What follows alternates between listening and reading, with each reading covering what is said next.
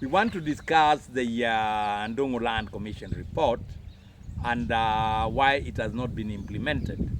We want to urge the people of Kenya to make sure that that report is implemented. Because what is ailing this country comes from why this report was not implemented. Anyway, let's start by asking ourselves the primary purpose of the Ndungu Land Commission report.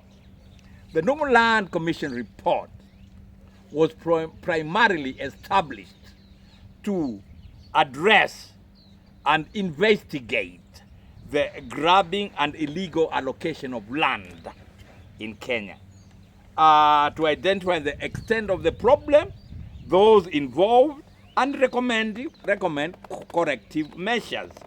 Yes, I will give you a list now of the people who were involved in the Land Commission report, the members of that commission. These are prominent people. Most of them are still in Kenya.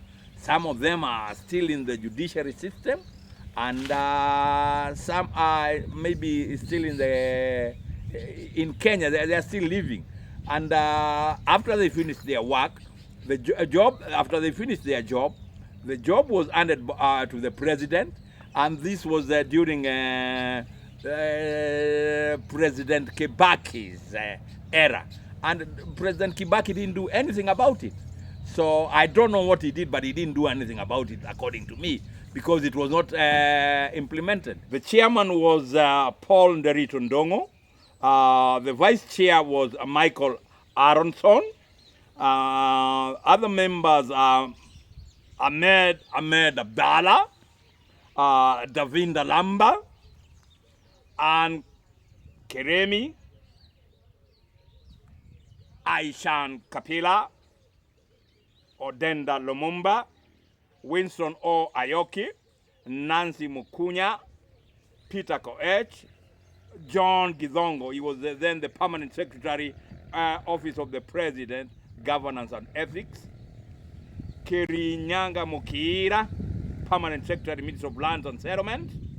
Rachel Arunga, permanent secretary, Minister of Environment, Natural Resources and Wildlife. Erastus Kabutu Mongera, permanent secretary, Minister of Roads, Public Works and Housing. Zachary Onyancha Ongongo, permanent secretary, Minister of Local Government. Lawrence Agani Orowe, he was a representative, this is a representative of the permanent secretary, Office of President, Governance and Ethics. Then there was Nelson Waroinge Kimani, representative of the permanent secretary, Minister of Lands and Settlement. David K. Mbogwa, representative of the Minister of Environment and Natural Resources.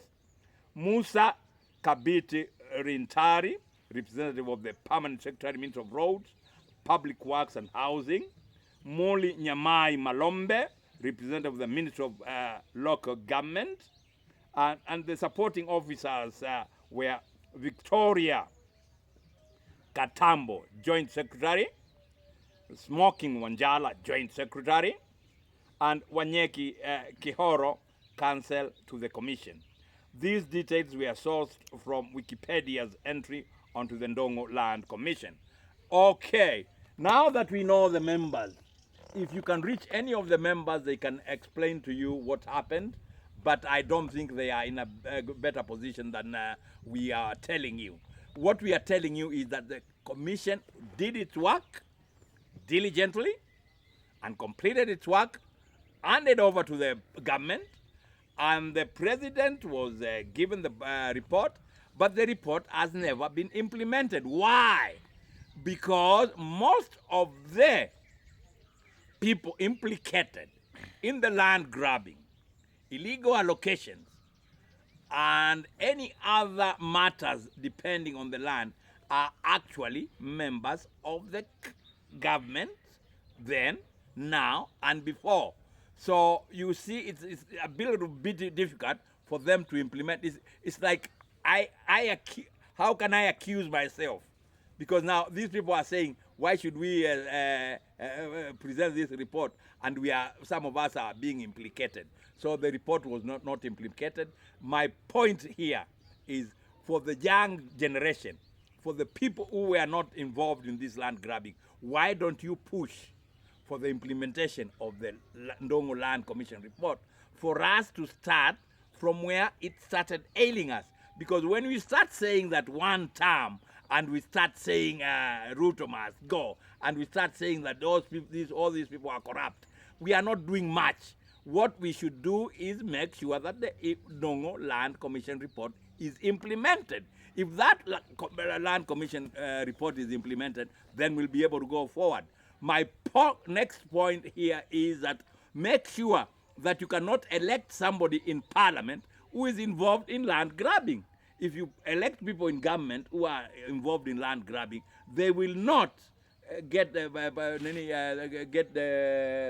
report implemented, because now the report is in the hands of the Kenyan legislature. It's a parliament. It's the legislature which should now bring in what we would call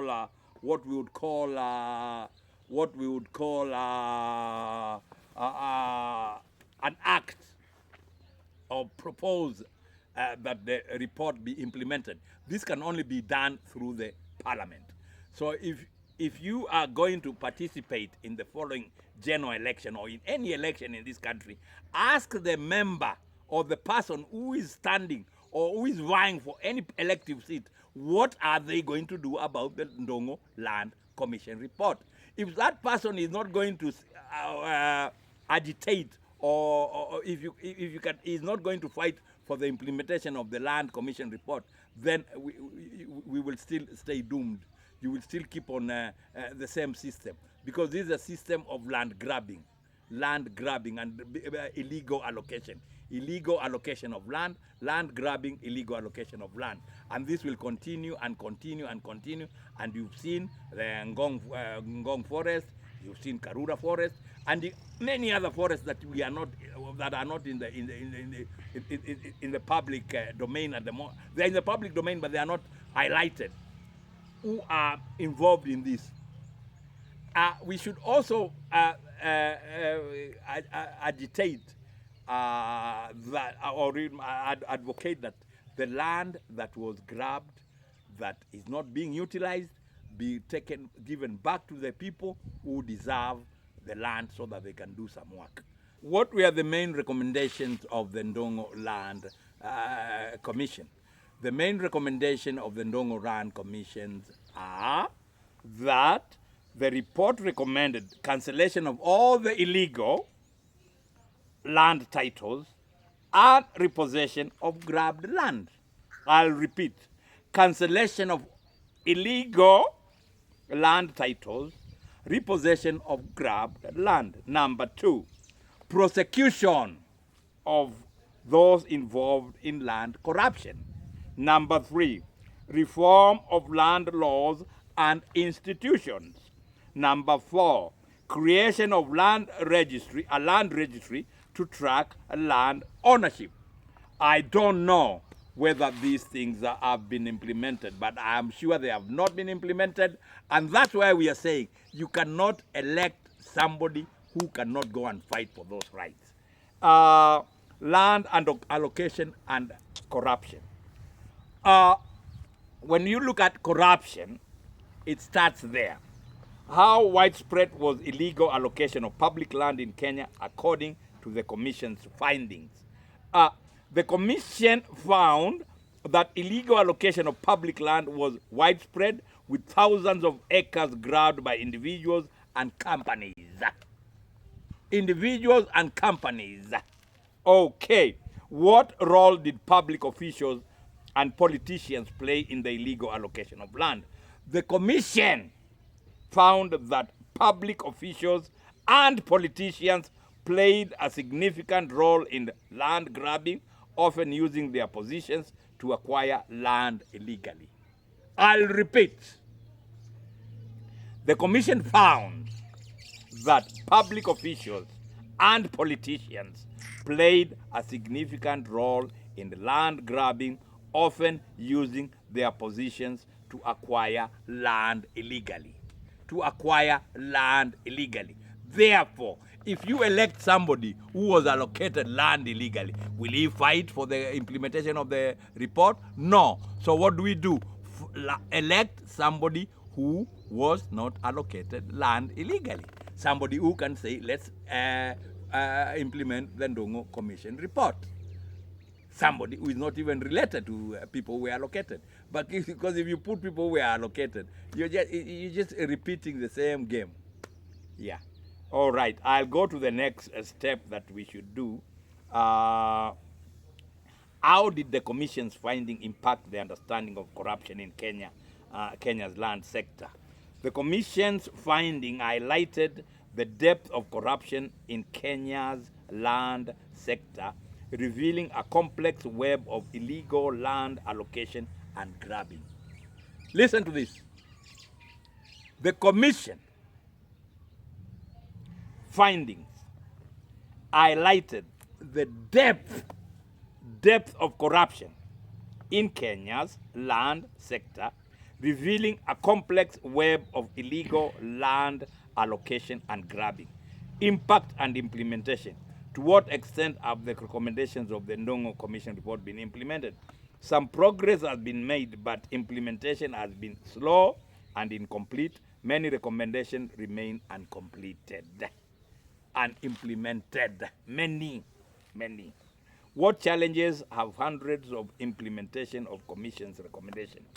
Challenges include resistance from powerful interests, weak institutions, lack of political will. Lack of political will is my game. We must elect people who have the political will to get land allocation on Ndongo Land Commission report implemented. So our job as the electorate is to make sure we elect people who we can send and tell them to fight for the implementation of the Ndongo Land Commission report. Then from there we can start. Hello. While we continue, we are trying to say that the Ndongo Land Commission will have or came out with the findings whereby now we have to reform, we have to form a land commission, a land register, continue with that. We need to implement that. We need to prosecute the people who did that. We need to also cancel the titles so that we can now have a roadmap on how land is being allocated. We also should also go into details and find out how this land can be used for agricultural purposes. These are some of my my thinking, whereby if we have this land allocated to the right people, or to the people who want to work, or it goes back to government, like what we call agricultural development corporations and these government institutions, then we can start doing what is called food security activities. That is agriculture. Because without food, and for any country to develop, for this country to develop, for some of these problems that we are seeing today to end, we need the land. We need to do, how do we plant? Where do we plant? Where are the shambas? They are being held by people who got them illegally, and they are not utilizing them in the rightful way. So we need to cancel these titles. We need to get sure that there is a roadmap on how the land is being allocated and so forth and so on, because we want to start looking for food security in this country. We don't need to import any food anymore. The Ndongo Land Commission report can play a very big role in promoting accountability and transparency on land issue. The land issue is being kept under the carpet because a majority of the people who are elected don't either understand or are beneficiaries of the land, illegal land, possession of illegal land, or grabbing. Therefore, I'm urging the young generation to make sure that when you vote in anybody and any other voter, make sure that this person understands what our problem is in this country. The problem in this country is land.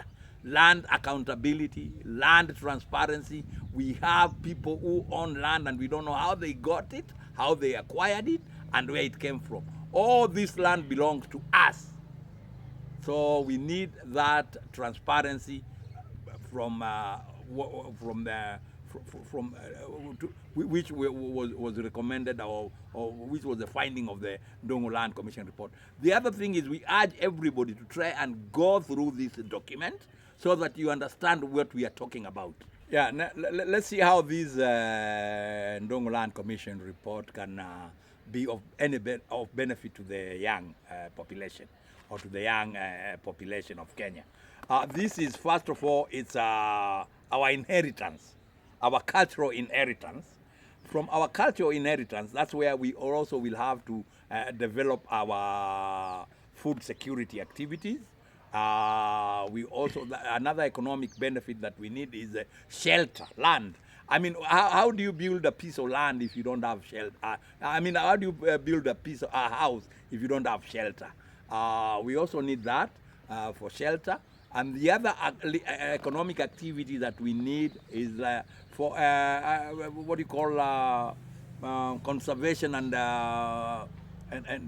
other cultural benefits. For example, I mean, maybe you want to do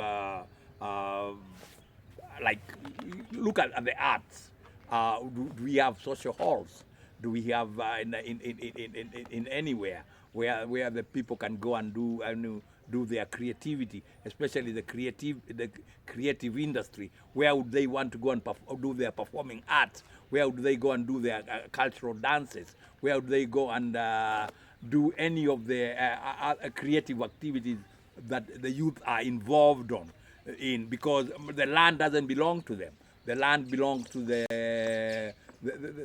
rich and the mighty who don't want to let the young people use the land.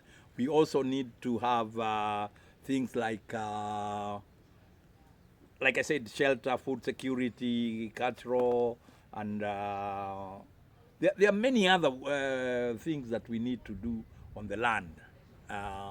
And all these things, unless we implement the report, then the youth will always be disgruntled.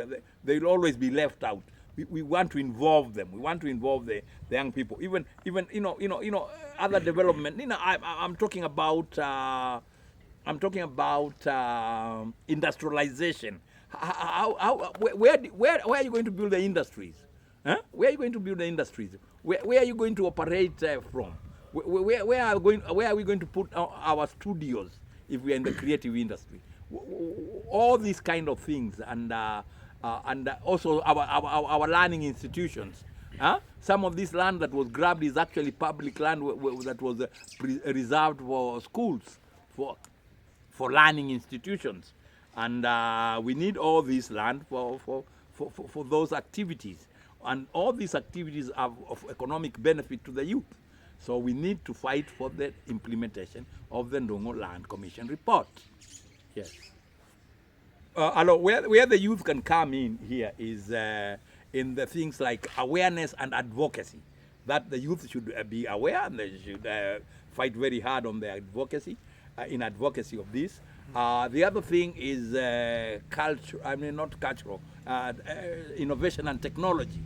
The youth are will be very helpful in that. And the other one was community engagement. Yeah, and the community engagement, because if they are not engaged on community activities, because community activities cannot be done outside the land. I mean, you need land, we need the fields, we need the community activities. I'm talking about sports and other cultural activities that are done within the community.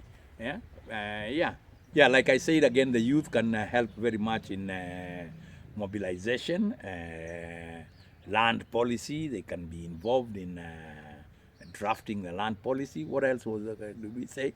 Research and analysis. Yeah, research and analysis. Because there is so much to be done. The youth has got so much work. I mean, we don't want the youth to go in the streets. We want people to be involved in the research of land here so that we can develop them.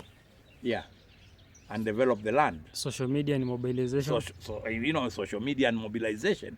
We can do that. Let's use the youth for social media and mobilization in the land issue. Yeah, youth can be very useful in, especially if they get into land, for representation. Representation is very key. So we urge all the youth to start and get represented in the dialogues or in the conversations of land, and that can only be done by them running for elective office. So let's support our young people in elective offices. What else can we do again? What else can we do again?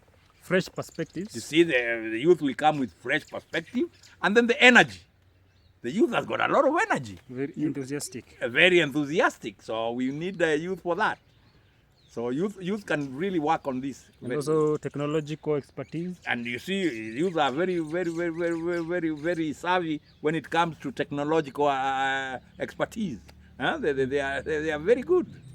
So the youth should not be left out. Anybody with some technical knowledge should now get involved and get us moving on this Ndongo Land Commission implementation. For this report to be implemented fully, it will involve collaboration of government ministries that were involved in the commission report. We will need the youth again because of their enthusiasm and energy. We will need the private sector. The private sector has got to be very involved. We will need again the what do you call them? We call them. I don't want to call them NGOs, but let's call them non-government organizations. But these are very important players in this. And then we will also need foreign partners, foreign governments, foreign partners.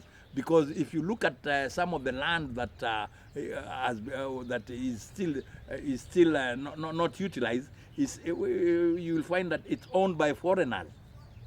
I'll give you an example of the Kapiti Plains, and then the land in Nanyuki, Nanyuki and beyond, like Kipia. There is a lot of land there that is owned by foreigners, and the land is supposed to be held there.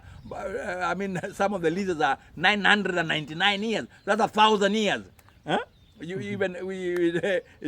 will take, I don't know how many lifetimes, maybe 10 or 20 or 1,000 lifetimes or 100 for us to get back our land. So all these people must be brought together, and then we agree and design a good land policy so that we can now get this report implemented. Who are the beneficiaries of this illegal and grabbing of land?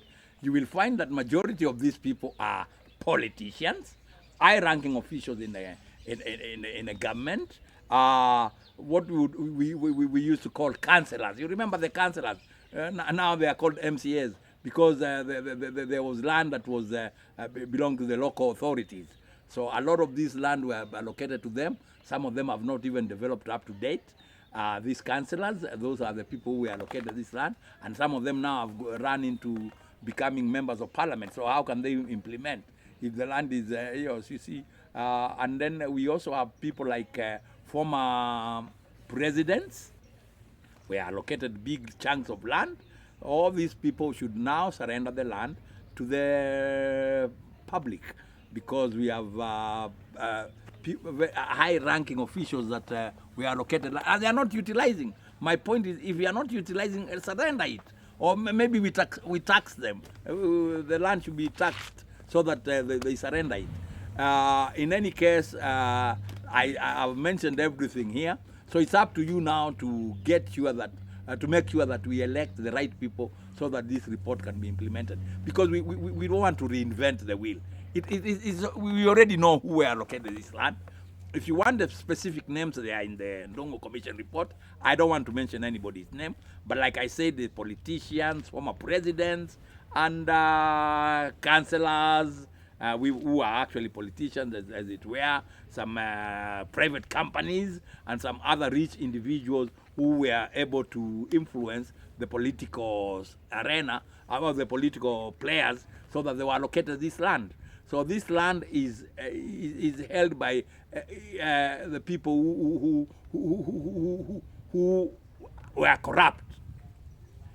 Because if you are not corrupt, why would you want to be allocated an illegal piece of land? And if you are illegal police allocated that illegal land, why don't you give it up? Let's see how the people will vote this time. Because if you vote the same way you've been voting, I don't see if you go by the tribal patterns and handout patterns kind of politics, I don't see us getting any far. So you have to change the mindset. There is a mindset shift that is required for us to be able to move. If we can move with the Gen Z mindset of tribalist and what you call partyless, and we be more nationalistic in implementing the land policy, and also think about the future. We have to be very futuristic. Unless you are futuristic, you won't be able to do this. And then stop being selfish. People should be generous. I mean, why should you own so much and while others don't have? And it's not yours anyway. If it was yours and land that you bought, that's okay. But if it's these are illegal allocations, then everybody should be allocated. But like we say, the commission recommended that these titles should be cancelled.